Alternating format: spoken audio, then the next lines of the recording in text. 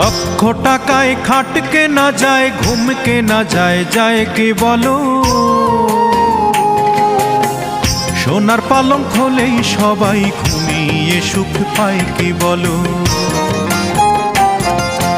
লক্ষ টাকায় খাট কেনা যায়, ঘুম কেনা যায়, যায় কি বলো? সোনার পালঙ্ক হলেই সবাই ঘুমিয়ে সুখ পায় কি বলো? সোনার পালঙ্ক হলেই সবাই ঘুমিয়ে সুখ পায় কি বলো?